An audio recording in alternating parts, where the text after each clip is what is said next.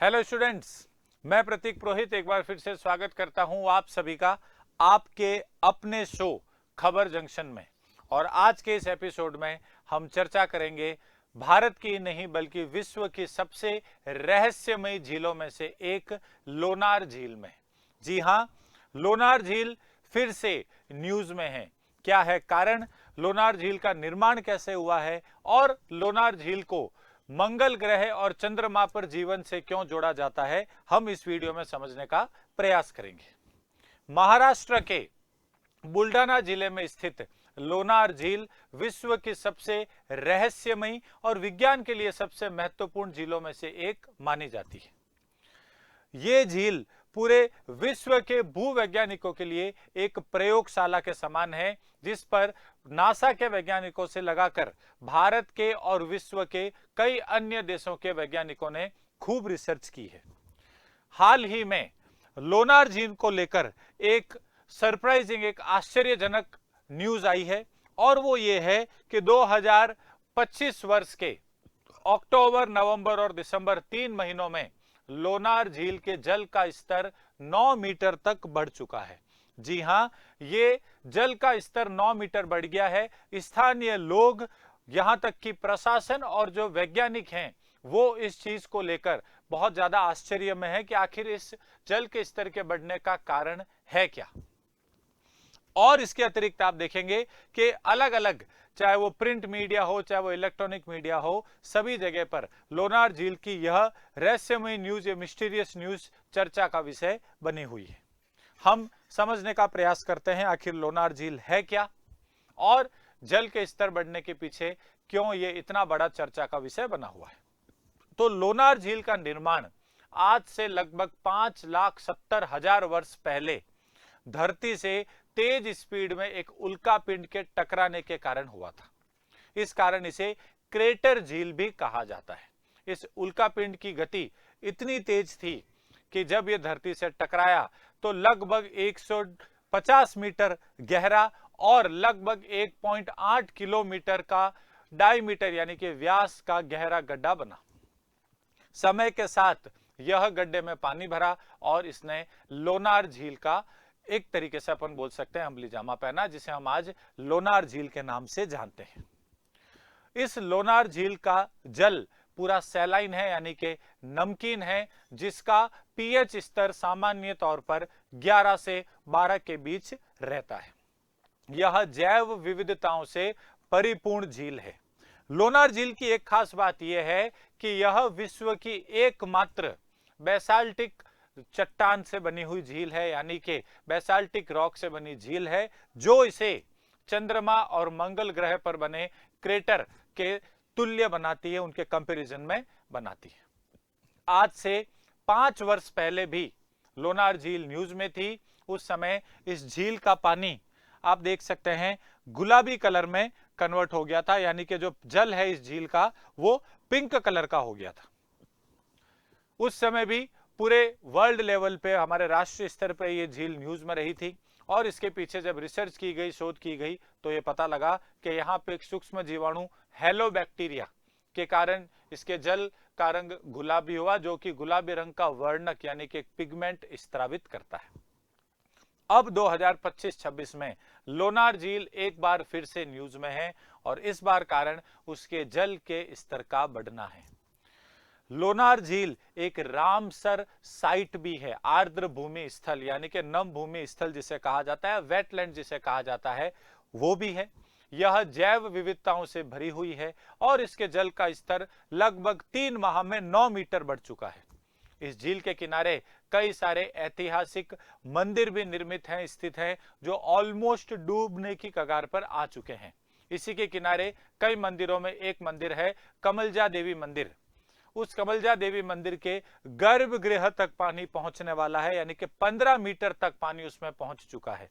स्थानीय लोगों का कहना है कि कभी इस मंदिर के सीढ़ियों तक भी उन्होंने पानी नहीं देखा है और अब इस मंदिर का गर्भगृह भी डूबने की कगार पर है। आश्चर्य वाली बात यह है कि वर्षा के अलावा लोनार झील में जल का दूसरा कोई भी स्रोत है ही नहीं, फिर भी ये जल के स्तर का बढ़ना प्रशासन के लिए और वैज्ञानिकों के लिए एक चौंकाने वाला विषय है। वहां के स्थानीय प्रशासन ने आईआईटी बॉम्बे की सहायता ली है और आईआईटी बॉम्बे के वैज्ञानिक, वहां के शोधकर्ता इस बात पर रिसर्च कर रहे हैं कि आखिर बिना किसी जल के स्रोत के ये जल का स्तर 9 मीटर केवल 3 माह में बढ़ कैसे गया। जल के स्तर बढ़ने से एक और चेंज हुआ है, और वो चेंज ये हुआ है कि लोनार झील के पानी का पीएच जो सामान्यतः 11 से 12 के बीच में रहता था, वो पीएच अब घटकर 8 से 9 के बीच में आ गया है। लोनार झील विश्व भर के वैज्ञानिकों के लिए, विशेषकर भूवैज्ञानिकों के लिए एक इंटरेस्टिंग झील इसलिए भी है क्योंकि इस झील में जो पानी है वो बहुत ज्यादा नमकीन है, और उसके साथ साथ यहां पर जैव विविधता बहुत बड़ी मात्रा में पाई जाती है। यहाँ पे जो सैलाइन वाटर है उसके पीछे का कारण एक तो यहाँ पर जल निकासी की कमी है, यानी कि झील के पानी के बाहर निकलने का अन्य दूसरा कोई भी रास्ता नहीं है।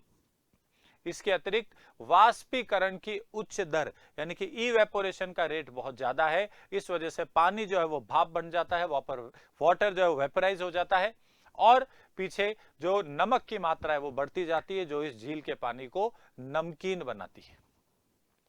तो लोनार झील के जल स्तर का बढ़ना, वहां पर उस झील के आसपास के क्षेत्र में जो निर्मित मंदिर हैं जो सैकड़ों हजारों वर्ष पुराने हैं, उनका जलमग्न होना एक चौंकाने वाला विषय है। इस क्षेत्र का प्रशासन, शोधकर्ता, वैज्ञानिक सभी हैरान हैं कि आखिर ऐसा हो क्यों रहा है, और इस पर रिसर्च जारी है। आने वाले समय में हमें पता चलेगा कि आखिर ऐसा हुआ क्यों है। स्टूडेंट्स, पिछली क्लास में जब हम खबर जंक्शन में, हमारे पिछले एपिसोड में, मैंने आप लोगों से food for thought, think and comment में प्रश्न पूछा था कि भारत को यूएसए के इस एक्शन पर क्या नीति अपनानी चाहिए, और वो एक्शन क्या था? अमेरिका ने जो वेनेजुएला पर हमला किया। आप में से कई सारे स्टूडेंट्स ने कमेंट सेक्शन में बहुत अच्छे आंसर्स दिए, बढ़ चढ़कर आप लोगों ने हिस्सा लिया, लेकिन उन सभी आंसर्स में से जो आंसर मुझे सबसे प्रभावी लगा वो आंसर मिस्टर कालू लावा का है। और कालू लावा ने लिखा है, भारत को संतुलित, व्यवहारिक और स्वायत्त विदेश नीति अपनानी चाहिए। भारत को किसी एक गुट का पक्ष न लेकर अपनी राष्ट्र हितों के अनुसार निर्णय लेना चाहिए। वेनेजुएला एक तेल समृद्ध देश है, भारत को वैकल्पिक ऊर्जा स्रोतों के साथ संतुलन बनाकर चलना चाहिए। सैन्य या दबाव की राजनीति के बजाय शांतिपूर्ण समाधान और वार्ता का समर्थन करना चाहिए। अंतर्राष्ट्रीय कानून का सम्मान, संप्रभुता, क्षेत्रीय अखंडता और यूएन चार्टर के सिद्धांतों का भारत को समर्थन करना चाहिए। तो निष्कर्ष भी उन्होंने लिखा है, भारत को न तो खुला समर्थन देना चाहिए और न ही खुला विरोध, बल्कि राष्ट्रीय हित, शांति और अंतर्राष्ट्रीय नियमों पर आधारित संतुलित नीति अपनानी चाहिए। एक बहुत बेहतर आंसर है मिस्टर कालू लावा का, एक डिप्लोमेटिक आंसर, कूटनीति से बड़ा आंसर है। और भारत सरकार भी आप देखेंगे लगभग इसी नीति पर है। भारत ने ना तो विरोध जताया है, भारत ने ना ही समर्थन किया है, भारत जो है वो एक तरीके से चुप बैठा है। हम देख रहे हैं कि किस प्रकार से परिस्थितियां, जो सिचुएशन है वो आगे बढ़ती है, और उसके अकॉर्डिंग भारत अपना डिसीजन लेगा। तो बहुत बढ़िया। बाकी स्टूडेंट्स ने भी जिन्होंने कमेंट सेक्शन में आंसर दिया है, आपने भी बहुत अच्छे आंसर्स दिए हैं। इस प्रकार से आंसर्स देते रहिए, और आप अपना ओपिनियन, अपनी राय भी दे सकते हैं अन्य किन विषयों पर आप खबर जंक्शन के एपिसोड्स चाहते हैं। आज जो हमने टॉपिक डिस्कस किया, लोनार झील, लोनार झील के ऊपर आधारित मेरा आप लोगों के लिए आज का फूड फॉर थॉट यह है कि भारत में क्रेटर झीलों के अन्य उदाहरण कौन कौन से हैं। यह एक फैक्चुअल सवाल है। क्रेटर झील यानी कि उल्का पिंड के टकराने से जिन झीलों का निर्माण हुआ है, प्राकृतिक रूप से बनी हुई झीलें हैं। तो भारत में और कौन कौन सी क्रेटर झील है, आप कमेंट सेक्शन में बताइए। जिस स्टूडेंट ने सबसे पहले और सटीक उत्तर दिया, उसका नाम और उसका कमेंट में खबर जंक्शन के अगले एपिसोड में आपके सामने रखूंगा और पढ़कर सुनाऊंगा। तो आज यही रुकते हैं, मिलते हैं अगले एपिसोड में नए टॉपिक के साथ। जब तक के लिए बहुत बहुत धन्यवाद।